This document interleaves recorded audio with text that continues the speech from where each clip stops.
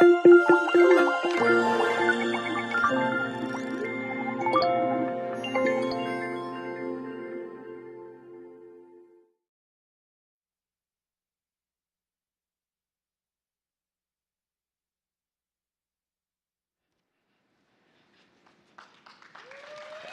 guys.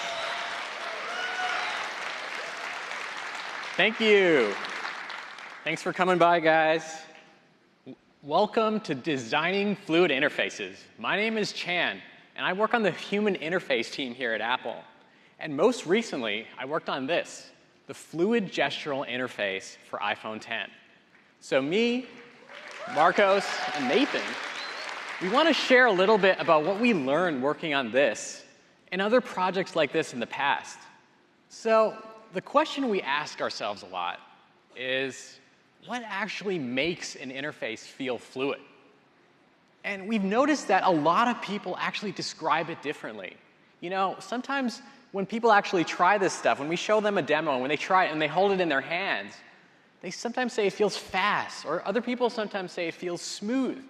And when it's feeling really good, sometimes people even say it feels natural or magical. But when it comes down to it, it really feels like it's one of those things where you just know it when you feel it. It just feels right. And you can have a gestural UI, and we've seen lots of gestural UIs out there, but if it's not done right, something just feels off about it. And it's oftentimes hard to put your finger on why. And it's more than just about frame rate.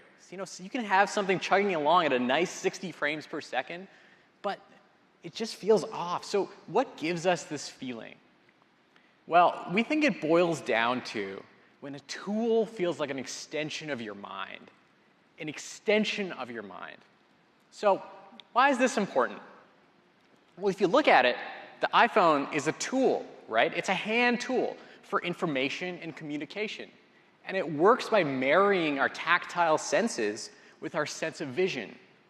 But if you think about it, it's actually part of a long line of hand tools extending back thousands of years. The tool on the left here was used to extract bone marrow 150,000 years ago, extending the sharpness of what our fingers could do. So we've been making hand tools for some time now. And the most amazing thing is that our hands have actually evolved and adapted alongside our tools. We've evolved a huge concentration of muscles, nerves, blood vessels that can perform the most delicate gestures and sense the lightest of touches. So we're extremely adapted to this tactile world we all live in. But if you look at the history of computers, we started in a place where there was a lot of layers of abstraction between you and the interface. There was so much you had to know just to operate it. And that made it out of reach for a lot of people. But over the last few decades or so, we've sort of been stripping those layers back, you know, starting with indirect manipulation, where things were a little bit more one-to-one, a little bit more direct, all the way to now, where we're finally stripping away all those layers back to where you're directly interacting with the content. This, to us, is the magical element. It's when it stops feeling like a computer and starts feeling more like an extension of the natural world. This means the interface is now communicating with us at a much more ancient level than interfaces have ever done. And we have really high standards for it. You know, if the slightest thing feels wrong, the illusion is just shattered. But when it feels right, it feels like an extension of yourself, an extension of your physical body. It's a tool that's in sync with your thought. It feels delightful to use, and it feels really low friction and even playful. So what gives us this feeling? And when it feels off, how do we make it feel right? That's what this presentation's all about. We're going to talk about 4 things today, and we're going to start with designing some principles, talking about how we build interfaces that feel like an extension of us. How to design motion that feels in tune with the motion of our own bodies and the world around us. And also designing gestures that feel elegant and intelligent. We're also going to talk about that, now that we've built this kind of stuff, how do we build interactions on top of it that feel native to the medium of touch as a medium? So let's get started. How do we design an interface that actually extends our mind? How do we do this? Well, We think the way to do it is to align the interface to the way we think and the way we move. So the most important part of that is that our minds are constantly responding to changes in stimulus and thought. You know, our minds and bodies are constantly in this state of dynamic change. So it's not that our interfaces should be fluid, it's that we're fluid, and our interfaces need to be able to respond to that. So that begins with response. Our tools depend on low latency. Think about how hard it would be to use any tool or play an instrument or do anything in the physical world if there was a delay to using it. And we've found that people are really, really sensitive to latency. If you introduce any amount of lag, things all of a sudden just kind of fall off a cliff in terms of how they respond to you. There's all this additional mental burden. It feels super disconnected. It doesn't feel like an extension of you anymore. So we work so hard to reduce latency, where we actually engineered the latest iPhone to respond quicker to your finger, so we can detect all the nuances of your gestures as instantly as possible. So we really care about this stuff, and we think you should too. And that means look for delays everywhere. It's not just swipes, it's taps, it's presses, it's every interaction with the object. Everything needs to respond instantly. And during the process of designing this stuff, oftentimes the delays kind of tend to seep in a little bit. And so it's really important to keep an eye out for delays. Be vigilant and mindful of all the latencies or timers that we can introduce into the interface so that it always feels responsive. So that's the topic of response. It's really simple, but it makes an interface feel lively and dynamic. Next, we want to allow for constant redirection and interruption. This one's big. So our bodies and minds are constantly in a state of redirecting in response to change in thought, like we talked about. So if I was walking to the end of this stage here, and I realized I forgot something back there, I could just turn back immediately, and I wouldn't have to wait for my body to reach the end before I did that, right? So it's important for our interfaces to be able to reflect that ability of constantly redirecting. And it makes it feel connected to you. That's why for iPhone X, we built a fully redirectable interface. So what's that? So the iPhone X it's pretty simple two-axis gesture. You go horizontally between apps, and you go vertically to go home. But you can also mix the two axes. So you can be on your way home and peek at multitasking and decide whether or not to go there. Or you can go to multitasking and decide, actually, no, I want to go home. So this might not seem that important, but what if we didn't do this? What if it wasn't redirectable? What if the only gestures you could do was this horizontal gesture between apps and then a vertical gesture to go home, and that's it? You couldn't do any of that in-between stuff I just mentioned. Well, what would happen is that you would have to think before you perform the gesture, you'd have to think what you want to do. And so the series of events would be very linear, right? So you have to think, do I want to go home? Do I want to go to multitasking? Then you make your decision, then you perform the gesture, and then you release. But the cool thing is when it's redirectable, the thought and gesture happen in parallel. And you sort of think with the gesture. And it turns out this is way faster than thinking before doing, because it's a multi-axis gestural space. It's not separate gestures. It's one gesture that does all of this stuff, home, multitasking, quick app switching, so you don't have to think about it as a separate gesture. And it helps with discovery, because you can discover a new gesture along the path of an existing gesture. And it allows you to layer gestures at the speed of thought. So what does that last one mean? So let me show you some examples. And we've slowed down the physics on the simulation so you can actually see a little bit what I've been talking about. So I can swipe to go home, and then swipe to the next page of Springboard while I'm going home. I can layer these two gestures once I've internalized them. Another example is that I can launch an app and realize, oh, actually I need to go to multitasking. And I can interrupt the app and go straight to multitasking while the app is launching. Or I can launch an app and realize, oh, that was the wrong app. And I can just shoot it back home while I'm launching it. Now, there's one other one where I can actually just launch an app. And if I'm in a hurry, I can start interacting with the app as it's launching. So this stuff might not seem really important, But we've found it's super important for the interface to be always responding, always understanding you. It always feels alive. And that's really important for your expectation and understanding of the interface, to be comfortable with it, to realize that it's always going to respond to you when you need it. And that applies as well to changes in motion, not just to the start of an interaction, but when you're in the middle of the interaction and you're changing, it's important for us to be responsive to interruption as well. So a good example is multitasking on iPhone 10. So we have this pause gesture where you slide your finger up halfway up the screen and pause. And so we need to figure out how to detect this change in motion. And so how do we do this? How do we detect this change in motion? Should we use a timer? Should we wait until your finger has come below a certain velocity for a few amount of time and then bring in the multitasking cards? Well, it turns out that's too slow. People expect to be able to get to multitasking instantly. And we need a way that can respond as fast as them. So instead, we look at your finger's acceleration. It turns out there's a huge spike in the acceleration of your finger when you pause.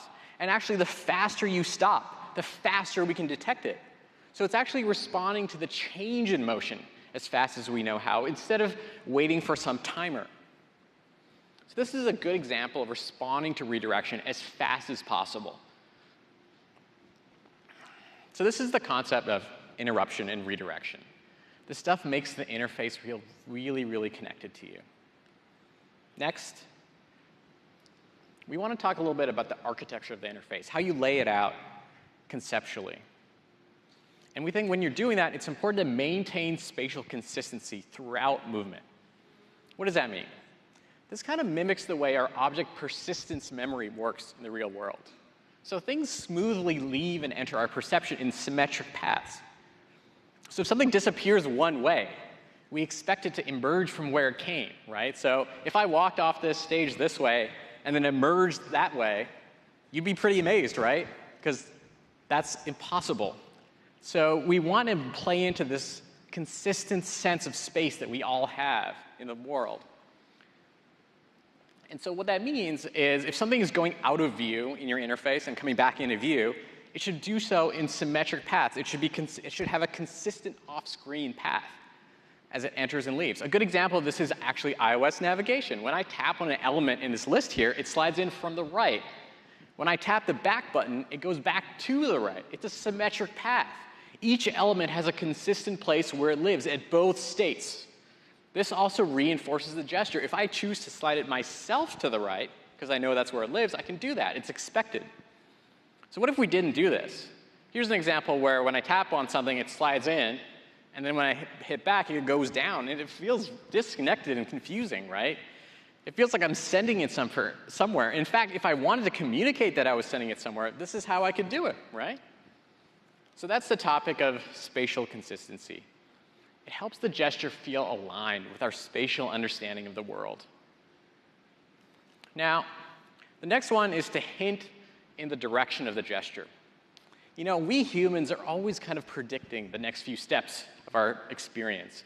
We're always using the kind of trajectories of everything that's happening in the world to predict the next few steps of emotion. So we think it's great when an interface plays into that prediction. So if you have two states here, initial state and a final state, the object, and you have an intermediate transition, the object should transition smoothly between these two states in a way that it grows from the initial state to the final state, whether it's through a gesture or an animation. So a good example is Control Center, actually.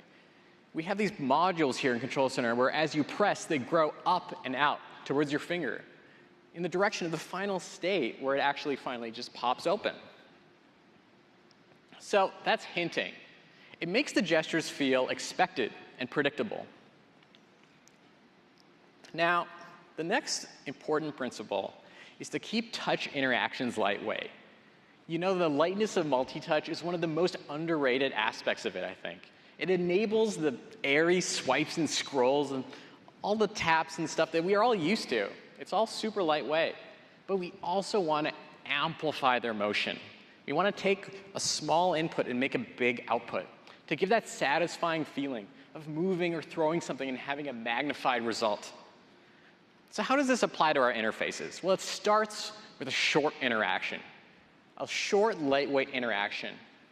And we use all our sensors, all our technology to understand as much about it, to sort of generate a profile of energy and momentum contained within the gesture, using everything we know, including position, velocity, speed, force, everything we know about it to generate a kind of an inertial profile of this gesture. And then we take that and generate an amplified extension of your movement that still feels like an extension of you.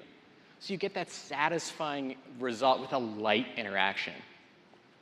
So a good example of this is scrolling, actually. Your finger's only on screen for a brief amount of time, but the system is preserving all your energy and momentum and gracefully transferring it into the interface. So what if it didn't have this? Those same swipes, well, they wouldn't get you very far. And in order to scroll, you'd have to do these long, laborious swipes that would require a lot more manual input, and it would be a huge pain to use. Another good example of this is swipe to go home. The amount of time that your finger's on screen is very, very light, and it ends up making it a much more liquid and lightweight gesture that still feels native to the medium of multi-touch, while still being able to reuse a lot of your muscle memory from a button, because you move your finger down to the screen and back up to the springboard. And it's not just swipes, it's taps too. It's important for an interface to respond satisfyingly to every interaction. The interface is signaling to you that it understood you. It's so important for the interface to feel alive and connected to you. So that's the topic of lightweightness and amplification. The next one is called rubber banding. It means we're softly indicating boundaries of the interface. So in this example, the interface is gradually and softly letting you know that there's nothing there, and it's tracking you throughout. It's always letting you know that it's understanding you. What happens if you didn't do that? Well, it would feel like this. It would feel super harsh and disconcerting as it kind of hit a wall there. It would feel broken, right? And you wouldn't know the difference between a frozen phone and a phone that's just at the top of the edge of the screen, right? So it's really important that it's always telling you that you've reached the edge. And this applies to transitions, too. It's not just about when you hit the edge. It's also when you hand off from one thing to another thing, tracking.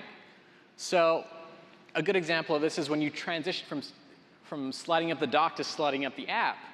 It doesn't just hit a wall and one thing stops tracking and then the other thing takes over. They both smoothly hand off on smooth curves so that you don't feel like there's this harsh moment where you hand off from one thing to another. The next one is to design smooth frames of motion. So imagine I have a little object here moving up and down. It's very simple. But we all know this object is not really moving, right? We're all just having the perception of it moving because we're seeing a bunch of frames on the screen all at once, and it's giving us the illusion of it moving.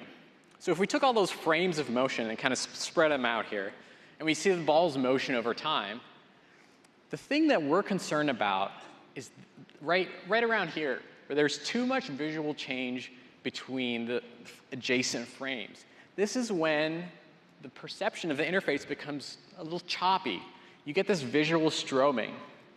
And this is because the difference between the two frames is too much, and it strobes against your vision. So here's an example where you have two things both moving at 30 frames per second. But the one on the left looks a bit smoother than the one on the right, because the one on the right is moving so fast that it's strobing. My perception of vision is kind of breaking down. I don't believe that it's moving smoothly anymore. So the important thing to take away is that it's not just about frame rate. It's what's in the frames. So we're kind of limited by the frame rate and how fast we can move and still preserve a smooth motion. So if this one's at 30 frames per second. If we move it up to 60 frames per second, you can see that we can actually go a little bit faster and still preserve smooth motion. We can do faster movement without strobing. And there's additional tricks we can do, too. We can do things like motion blur. Motion blur basically bakes in more information in each frame about the movement, like the way your eyes work and the way a camera works.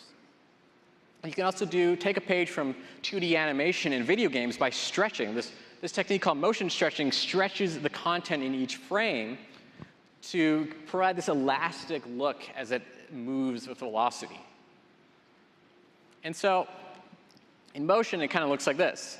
So each of the different techniques kind of tries to encode more information visually about what's going on in the motion. And I want to focus a little bit on this last one here, motion stretching, because we do this on iPhone X, actually. You know, when you launch an app, the icon elastically stretches down to become the app as it opens. And it stretches up in the opposite direction as you close the app to give you that little bit extra information between each frame of motion to make it a little bit smoother looking. Lastly, we want to work with behavior rather than animation. You know, things in the real world are always in a state of dynamic motion, and they're always being influenced by you. They don't really work like animations in the animation sense, right? There's no animation curve prescribed by real life. So we want to think about animation and behavior more as a conversation between you and the object, not prescribed by the interface. So to move away from static things transitioning into animated things, and instead think about behavior. So Nathan's about to dive deep into this one. But here's a quick example. So in photos, there's less mass on the photos because it's conceptually lighter. But then when you swipe apps, there's more mass on the apps. It's conceptually heavier, so we give more mass to the system.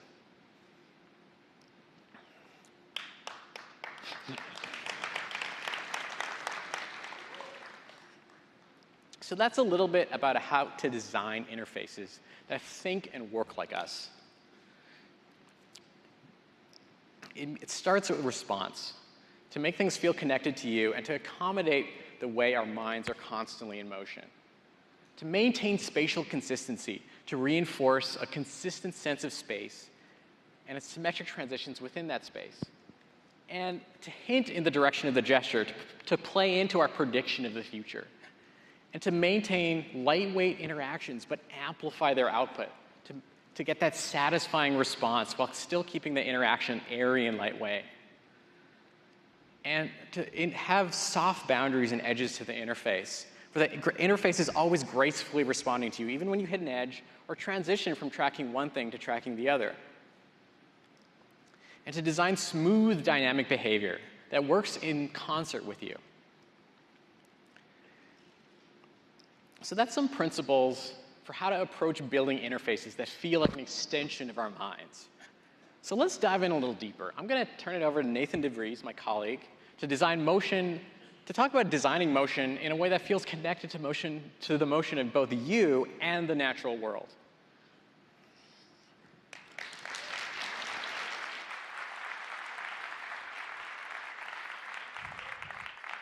Thanks, Chan. Hi, everyone. My name is Nathan, and I'm super excited to be here today to talk to you about designing with dynamic motion. So, as Chan mentioned, our minds and our bodies are constantly in a state of change. The world around us is in a state of change. And this introduces this expectation that our interfaces behave the same way. As they become more tactile, it shifts our expectations to be much higher fidelity. Now, one way we've used motion in interfaces is through timed animations. A button is tapped on the screen, and the reins are kind of handed over to the designer. And their job is to craft these perfect frames of animation through time. And once that animation is complete, the controls are handed back to the person using the interface for them to continue interacting. So you can kind of think of animation and interaction as moving linearly through time in this kind of call and response pattern. In a fluid interface, the dynamic nature of the person using the interface kind of shifts control over time away from us as designers. And instead, our role is to design how the motion behaves in concert with an interaction. And we do this through these continuous dynamic behaviors that are always running, that are always active. So it's these dynamic behaviors that I'm going to really focus on today. First of all, we're going to talk about seamless motion. And it's this element of motion that makes it feel like the dynamic motion is an extension of yourself. Then we're going to take a look at character, how even without timing curves and timed animations, we can introduce the concept of playfulness or character or texture to motion in your interfaces. And finally, we'll look at how motion itself gives us some clues about what people intend to do with your interface, how we can resolve some uncertainty about what a gesture is trying to do by really looking at the motion of the gesture. So to kick things off, let's look at seamless motion. What do I mean by seamless motion? So let's look at an example that I think we can all familiarize with. So here we have a car, and it's cruising along at a constant speed. And then the brakes are applied, slowing it down to a complete stop. Let's look at it again, but this time we'll plot out the position of the car over time. So at the very start of this curve, it's kind of straight and pointing up to the right. And this shows that the car's position is moving at a constant rate. It's kind of unchanging. But then you'll notice that the curve starts to bend, to smoothly curve away from this straight line. And this is the brakes being applied. The car is decelerating from friction being introduced. And by the end of the curve is completely flat, horizontal, showing that the position is now unchanging, that the car has stopped. So this position curve is visualizing essentially what we call seamless motion. The line is completely unbroken, and there are no sudden changes in direction.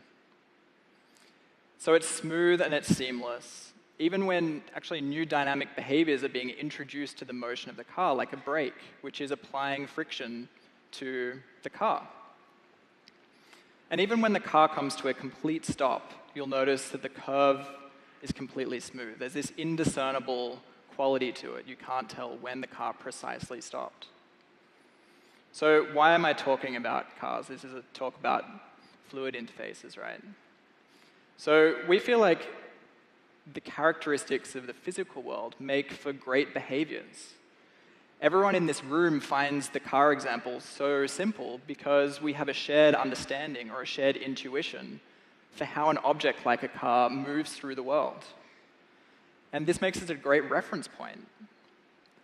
Now, I don't mean that we need to build perfect physical simulations of cars that literally drive our interface, but we can draw on the motion of a car, of objects that we throw or move around in the physical world around us, and use them in our own dynamic behaviors to make their motion feel familiar or relatable or even believable, which is the most important thing. Now, this idea of referencing the physical world in dynamic behaviors has been in the iPhone since the very beginning with scrolling. A child can pick up an iPhone and scroll to their favorite app on the home screen just as easily as they can push a toy car across the floor. So what are some key kind of characteristics of this scrolling dynamic behavior that we have? Well, firstly, it's tapping into that intuition, that shared understanding that we all have for objects moving around in the world and our influence on those objects. The motion of the content is perfectly seamless. So while I'm interacting with it, while I'm dragging the content around, my body is providing the fluidity of the movement because my body is fluid. But as soon as I let go of the content, it seamlessly coasts to a stop. So we're kind of maintaining the momentum of the effort being put into the interface. The amount of friction that's being used for scrolling is consistent, which makes it predictable and very easy to master.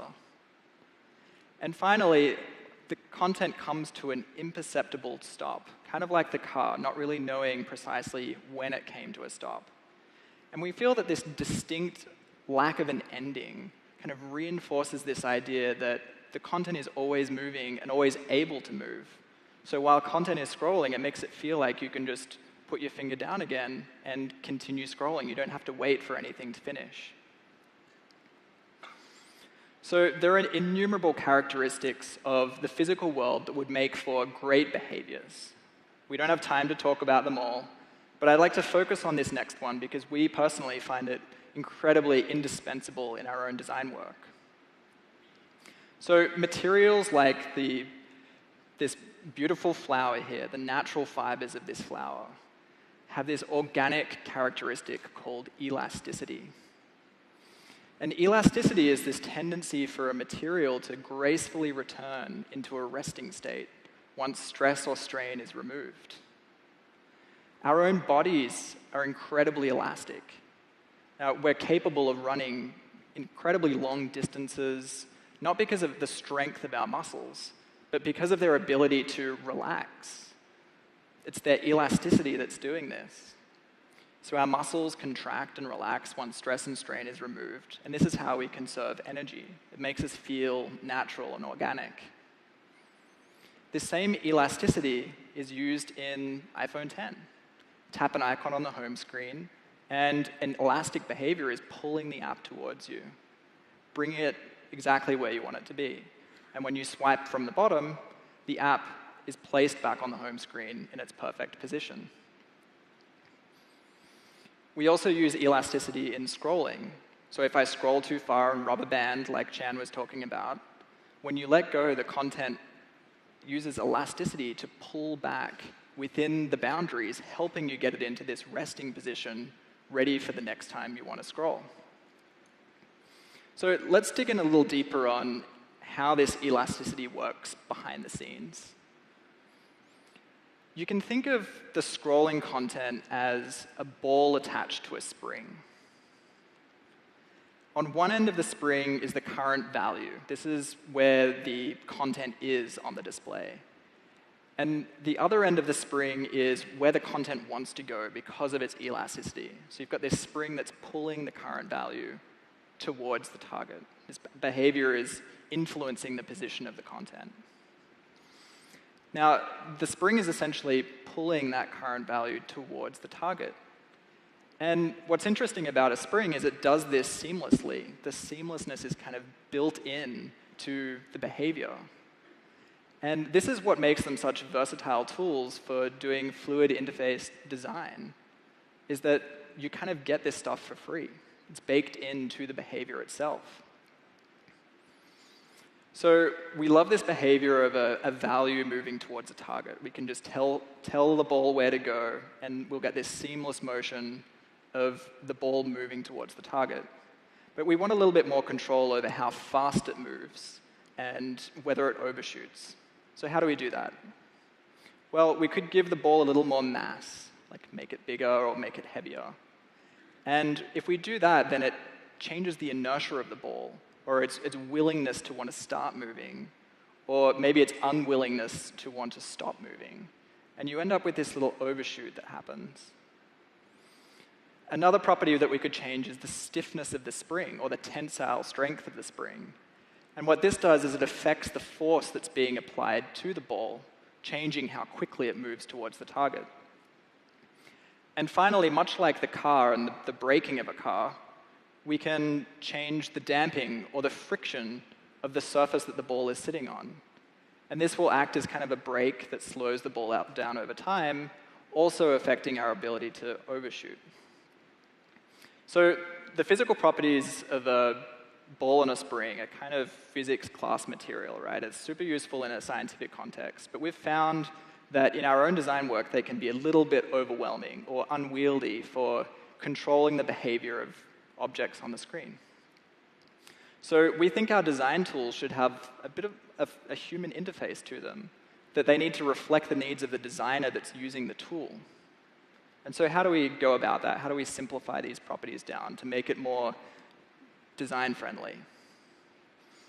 So mass stiffness and damping will remain behind the scenes. They're the fundamental properties of the spring system that we're using. But we can simplify our interface down to two simple properties. The first is damping, which controls how much or how little overshoot there is, from 100% damping, where there will be no overshoot, to 0% damping, where the spring would oscillate indefinitely. The second property is response. And this controls how quickly the value will try and get to the target. And you might notice that I haven't used the word duration. We actually like to avoid using duration when we're describing elastic behaviors because it reinforces this concept of constant dynamic change. The spring is always moving, and it's ready to move somewhere else. Now, the technical terms for these two properties are damping ratio and frequency response. So if you'd like to use these for your own design work, you can look up those terms, and you'll find easy ways to convert them. So we now have these two simple properties for controlling elastic behaviors. But there's still an infinite number of possibilities that we can have with these curves. Like there's just hundreds, thousands, millions of different ways we can configure those two simple properties and get very different behavior. How do we use these to craft a character in our app, to control the feel of our app? Well, first and foremost, we need to remember that our devices are tools. And we need to respect that tools, when they're used with purpose, require us to not be in the way, not get in the way with introducing unnecessary motion. So we think that you should start simple. A spring doesn't need to overshoot. You don't need to use springy springs. So we recommend starting with 100% damping or no overshoot when you're tuning elastic behaviors. That way you'll get smooth, graceful, and seamless motion that doesn't distract from the task at hand, like just quickly shooting off an email. So when is it appropriate to use bounciness? There's got to be a time when it's appropriate, right? Well, we feel that if the gesture that's driving the motion itself has momentum, then you should reward that momentum with a little bit of overshoot. Put it another way, if a gesture has momentum and there isn't any overshoot, it can often feel broken or unsatisfying to have the motion follow that gesture. An example of where we use this is in the music app. So the music app has a small mini bar representing now playing at the bottom of the screen, and you can tap the bar to show now playing. Because the tap doesn't have any momentum in the direction of the presentation of now playing, we use 100% damping to make sure it doesn't overshoot. But if you swipe to dismiss now playing, there is momentum in the direction of the dismissal, and so we use 80% damping to have a little bit of bounce and squish, making the gesture a lot more satisfying. Bounciness can also be used as a utility, as a functional means. It can serve as a helpful hint that there's something more below the surface. With iPhone 10, we introduced two buttons to the cover sheet for turning on the flashlight and for launching the camera.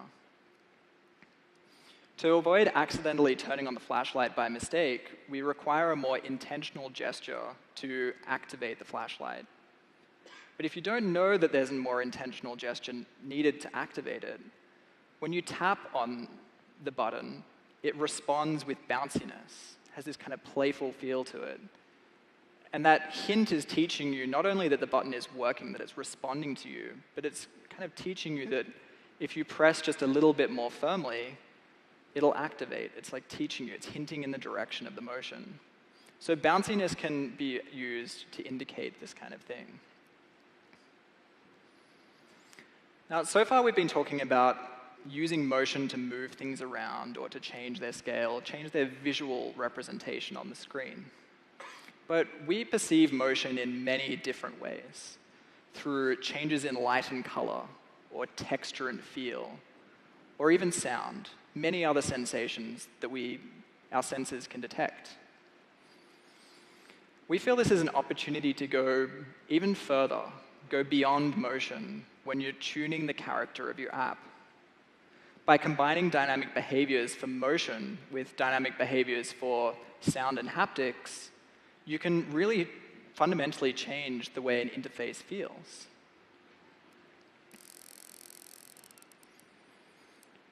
So when you see and you hear and you feel the result of a gesture, it can transform what was otherwise just a scrolling behavior into something that feels like a very tactile interface.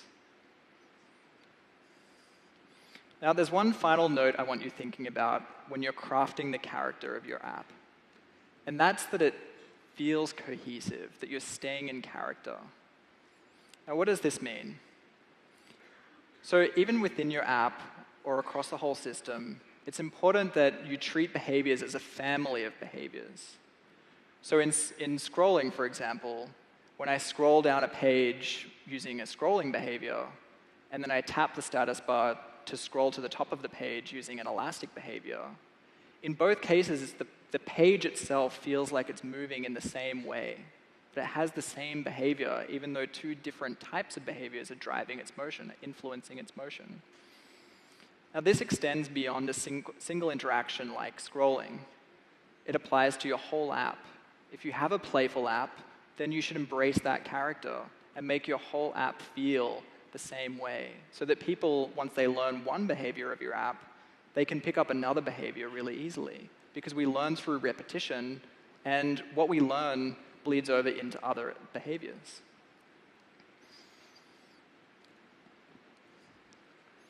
So next up, I'd like to talk a little bit about aligning motion or dynamic motion with intent. So for a discrete interaction like a button, it's pretty clear what the intent of the gesture is, right? You've got 3 distinct visual representations on screen here. And when I tap one of them, like, the outcome is clear. But with a gesture like a swipe, the intent is less immediately clear. You could say that the intent is almost encoded in the motion of the gesture. And so it's our job, our role, to interpret what the motion means to decide what we should do with it. Let's look at an example. So let's say I'm in a FaceTime call, a one-on-one FaceTime call.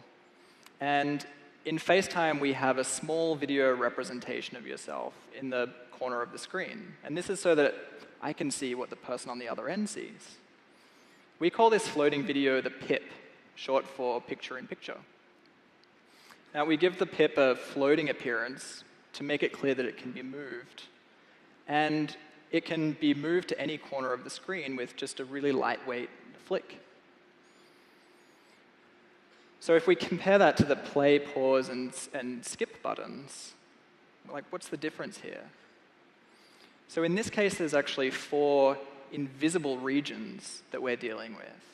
No longer do we have these 3 distinct visual representations on screen that are being tapped. We kind of have to look at the motion that's happening through the gesture and intuit what was meant, which corner did we intend to go to. Now, we call these regions of the screen endpoints of the gesture. And when the PIP is thrown, our goal is to find the correct endpoint, the one that was intended. And we call this aligning the endpoint with the intent of the gesture. So one approach for this is to keep track of the closest endpoint as I'm dragging the PIP. Now, this kind of works. I can move the PIP to the other corner of the screen, but it starts to break down as soon as I move the PIP a little bit further. Now I actually need to drag the PIP quite far, like past halfway over the screen, pretty close to the other corner. So it's not really magnifying my input. It's not really working for me. And if I try and flick the PIP, it kind of goes back to the nearest corner, which isn't necessarily what I expected. So the issue here is that we're only looking at position. We're completely ignoring the momentum of the PIP and its velocity when it's thrown. So how can we incorporate momentum into deciding which endpoint we go to? So to think about this, I think we can set aside endpoints for a moment and take a step back and just really simplify the problem. Ultimately, what I'm trying to do here is move content around on the screen. And I actually already have a lot of muscle memory for doing exactly that with scrolling. So why don't we use that here? We use scrolling behaviors all the time, so we have this natural intuition for how far content goes when I scroll. So here you can see that when I scroll the PIP instead, it coasts along and it slows down. using this familiar deceleration that we're familiar with from scrolling. And basically, by taking advantage of that here, we're reinforcing things that people have learned elsewhere. That the behavior is just doing what was expected of the system. Now, this new hypothetical imaginary pip position is not real. We're not going to show the pip go here in the interface. This is what we call a projection. So we've taken the velocity of the pip when it was thrown, and we've kind of mixed in the deceleration rate, and we end up with this projected position where it could go if we scrolled it there. And so now, instead of finding the nearest endpoint to the pip when we throw, we can calculate this projected position and move there instead. So now when I swipe from one corner of the screen to another with just a lightweight flick, it goes to the endpoint that I expected. So this idea of projecting momentum is incredibly useful. And we think it's super important. I'd like to share some code for doing this with you so that you can do this in your own apps. So this function will take a velocity, like the pip's position velocity, and a deceleration rate. And it'll give you the value that you could use as an endpoint for a dynamic behavior. It's pretty simple. If we look at my FaceTime example of the pan gesture ending code, you can see that I'm just using the UI scroll view deceleration rate. So we're leaning on that familiarity people have with scrolling and how far content will go when scrolled. And I'm using that with my projection. So I take the velocity of the pip and the deceleration rate, and I create that imaginary pip position. And it's this imaginary projected position that I then use as the nearest corner position. And I send my pip there by retargeting it. So this idea of using projection to find out the endpoint of a position is incredibly useful for things being dragged or swiped, where you really need to respect the momentum of the gesture. But this projection function isn't just useful for positions. You can also use it for scales, or even for rotations, or even combinations of the two. It's a really versatile tool that you should really be using to make sure that you're respecting the momentum of a gesture and making it feel like the dynamic motion in your app is an extension of yourself. So that's designing with motion, dynamic motion. Behaviors should continuously and seamlessly work in concert with interactions. We should be leaning on that shared intuition that we have for the physical world around us. The things that we learn as children about how objects behave and move in the physical world apply just as readily to our dynamic interfaces. You should remember that bounciness needs to be purposeful. Think about why you're using it and whether it's appropriate. And make sure that as you add character and texture, that you're balancing it with utility. And finally, remember to project momentum. Don't just use position. Use all of the information that's at your disposal to ensure that motion is aligned with the intent of where people actually want to go, and then take them there. So to talk a little bit more about how to fluidly respond to gestures and interactions, I'd like to introduce my colleague, Marcos, to the stage. Thanks for having me, everyone.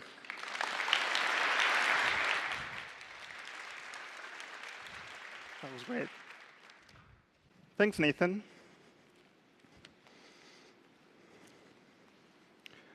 Hi, everyone. My name is Marcos. So far, we've seen how important fluidity is when designing interfaces. And a lot of that comes from your interaction with the device. So in this section, we're going to show you how touches on the screen become gestures in your apps, and how to design these gestures to capture all that expression and intent into your interfaces. So we're going to start by looking at the design of some core gestures like taps and swipes. Then we'll look at some interaction principles that you should follow when designing gestures for your interface. And then we'll see how to deal with multiple gestures and how to combine them into your apps. We're going to start by looking at a gesture that is apparently very simple, a tap.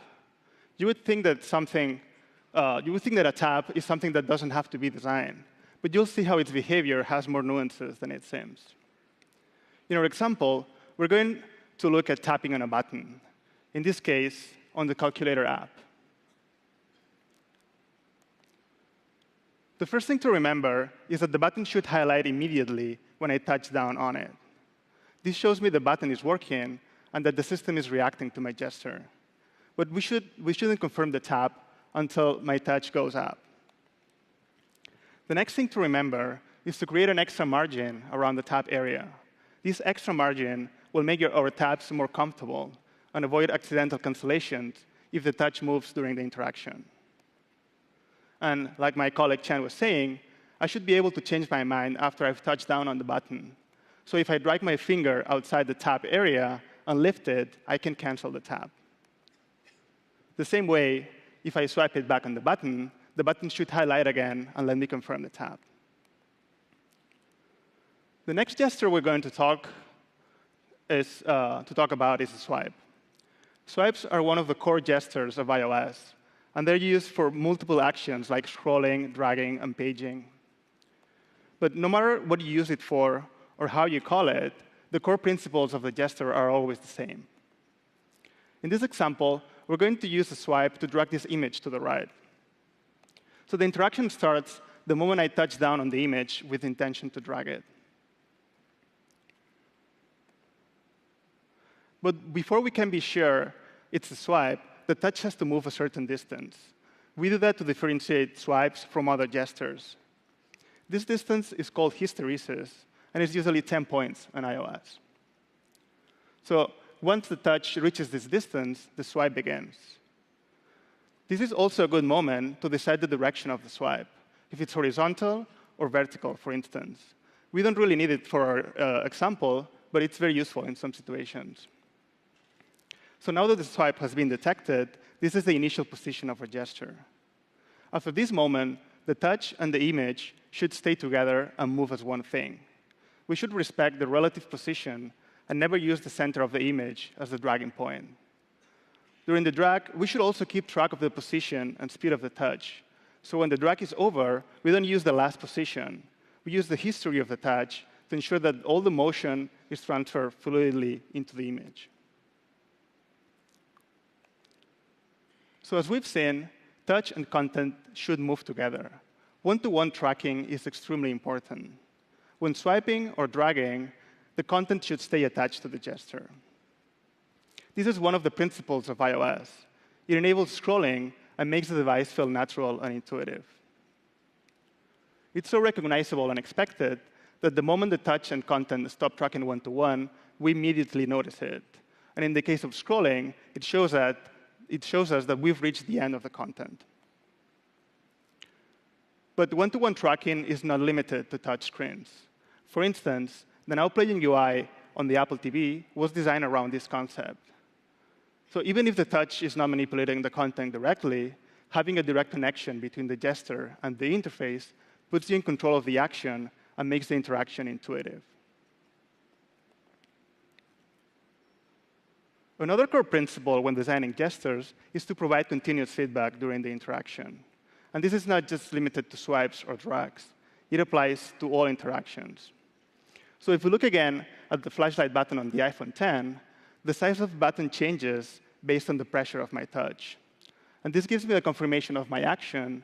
It shows me that the system is responding to my gesture, but it also teaches me that pressing harder will eventually turn on the flashlight. Another good example of continuous feedback is the focus engine on the Apple TV. So the movements on the Siri remote are continuously represented on the screen. And they showed me the item that is currently selected, the moment the selection is going to change, and the direction the selection is going to go. So having our UI respond during the gesture is critical to create a fluid experience. For that reason, when implementing your gestures, you should avoid methods that are only detected at the end of the gesture, like UI swipe gesture recognizer. and use ones like the actual touches or other gestures recognizers that provide all possible information about the gesture. So not just the position, but also the velocity, the pressure, the size of the touch. In most situations, though, your interfaces must respond to more than one gesture. As you keep adding features to your apps, the complexity and number of gestures increases too. For instance, almost all UIs that use a scroll view will have other gestures like taps and swipes competing with each other. Like in this example, I can scroll the list of contacts or 3D touch on one of them to preview it. So if we had to wait for the final gesture before we show any feedback, we would have to introduce a delay. And during that wait, the interface wouldn't feel responsive. For that reason, we should detect all possible gestures from the beginning of the action. And once we're confident of the intention, cancel all the other gestures. So if we go back to our example, I start pressing on a contact, but I decide to scroll instead. And it's at that moment that we cancel the 3D touch action and transition into the right gesture. Sometimes, though, it's inevitable to introduce a delay. For instance, every time we use a double tap in our UIs, all normal taps will be delayed. The system has to wait after the tap to see if it's a tap or a double tap. In this example, since I can double tap to zoom in and out of a photo, tapping to show the app menu is delayed by about half a second. So when designing gestures for your applications, you should be aware of these situations and try to avoid delays whenever possible. So to summarize, we've seen how to design some core gestures, like taps and swipes. We've seen that content and touch should move one-to-one, and that is one of the core concepts of iOS. You should also provide continuous feedback during all interactions. And when having multiple gestures, detect them in parallel from the beginning. And now, I'd like to hand it back to Chan, who will talk about working with fluid interfaces. Thanks, everyone.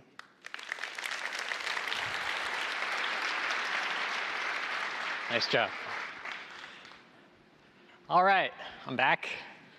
So we just learned about how to approach building interfaces that feel as fluid, as responsive, and as lively as we are. So let's talk about some considerations, now that we're feeling a little bit more comfortable with this, for working within the medium of fluid interfaces. And that begins with teaching. So one downside to a gestural interface is that it's not immediately obvious what the gestures are. So we have to be friendly and clever about how we bring users along with us in a way that's friendly and inviting. And so one way we can do that is with visual cues. So the world is filled with these things, right? You can learn them once, and you can use them everywhere. They're portable. So when you see this, you know how to use it. So we've tried to establish similar conventions in iOS. Here's a couple examples. So if you have a scrolling list of content, you can clip the content off the bottom there to indicate that there's more to see. It invites me to try and reveal what's under there. And if you're dealing with pages of content, you can use a paging indicator to indicate that there's multiple pages of content. And for sliding panes of content, you can use an affordance or a grabber handle like this to indicate that it's grabbable and slidable. Another technique you can use is to elevate interactive elements to a separate plane. So if you have an interactive element, lifting it up to a separate plane can help distinguish it from the content. So a good example of this is our on-off switch. We want to indicate that the knob of the switch is grabbable, so we elevate it to another plane. This helps visually separate it and indicate its draggable nature. So floating elements, interactive elements like this above the interface can help indicate that they're grabbable. Next, we can use behavior, to show rather than tell, to use how to use an interface. So we can reinforce a dynamic behavior with a static animation. So an example of this is Safari. In Safari, we have this X icon at the top left to close the tab. And when you hit that button, we slide the tab left to indicate it's deleted.